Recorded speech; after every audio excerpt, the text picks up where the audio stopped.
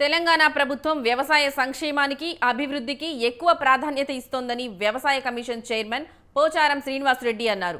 రాష్ట్ర ప్రభుత్వం ఈ ఏడాదికి రూపొందించిన బడ్జెట్లో వ్యవసాయ రంగానికి అత్యధికంగా నిధులను కేటాయించిందని తెలిపారు. నాంపల్లిలోని ఉద్యానవన శాఖ కార్యాలయంలో వ్యవసాయ కమిషన్ చైర్మన్గా పోచారం బాధ్యతలు స్వీకరించారు. గతంలో వ్యవసాయ మంత్రిగా పనిచేసిన అనుభవంతో ఇప్పుడు వ్యవసాయ కమిషన్ చైర్మన్గా ఆ రంగాన్ని అభివృద్ధి చేయడానికి కృషి చేస్తానని చెప్పారు. రైతుల కష్టాలను తీర్చేలా ప్రభుత్వం అధికారులు కృషి చేయాలని పోచారం కోరారు. వ్యవసాయదారులు దేశానికి అన్నం పెట్టేవారని, వారిని ప్రభుత్వాలు సరిగ్గా చూసుకున్నప్పుడే దేశ ప్రగతి సుభిక్షంగా ఉంటుందన్నారు. వ్యవసాయాన్ని లాభసాటిగా మార్చడానికి తన వంతు కృషి చేస్తానని అన్నారు. రైతు భరోసా, రుణమాఫీ, వరి పంటకు బోనస్, పంటల బీమా తదితర పథకాలతో రాష్ట్ర ప్రభుత్వం స్పష్టమైన విధాన నిర్ణయాన్ని తీసుకుందని తెలిపారు. నాకు వ్యవసాయ సలహాదారుడుగా నియమించారు. ఆ సందర్భంలోనే ఈరోజు పదవి బాధ్యతలు స్వీకరించడం జరిగింది.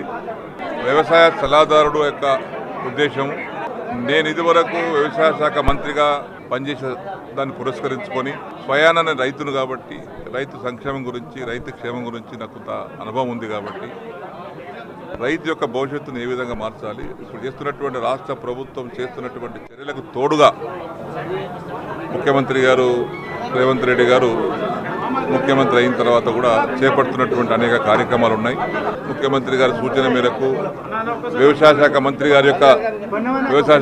గారి యొక్క సూచన మేరకు, మంత్రివర్గం సూచన మేరకు ఇంకా రైతుకి ఏ విధంగా చేయాలి, రైతు కష్టాలు ఏ విధంగా తీరాలి, రైతు అప్పుల నుంచి బయటకు ఏ విధంగా పడాలనేటువంటి సంకల్పంతో ఈ ప్రభుత్వం పనిచేస్తుంది. కాబట్టి దానికి తోడుగా ఇంకా మెరుగైనటువంటి సేవలు అందించడానికి కోసము గౌరవ ముఖ్యమంత్రి గారు నా అనుభవాన్ని దృష్టిలో పెట్టుకొని, వ్యవసాయదారుడిగా ఒక రైతుగా వారికి ఉన్నటువంటి పరిచయాన్ని దృష్టిలో పెట్టుకొని నన్ను సలహాదారుగా నియమించినారు.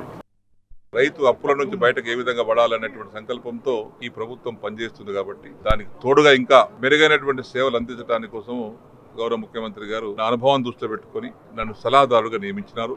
రైతు అప్పుల నుంచి బయటకు ఏ విధంగా పడాలనేటువంటి సంకల్పంతో ఈ ప్రభుత్వం పనిచేస్తుంది. కాబట్టి దానికి తోడుగా ఇంకా మెరుగైనటువంటి సేవలు అందించడానికి కోసము గౌరవ ముఖ్యమంత్రి గారు నా అనుభవాన్ని దృష్టిలో పెట్టుకొని నన్ను సలహాదారుగా నియమించినారు.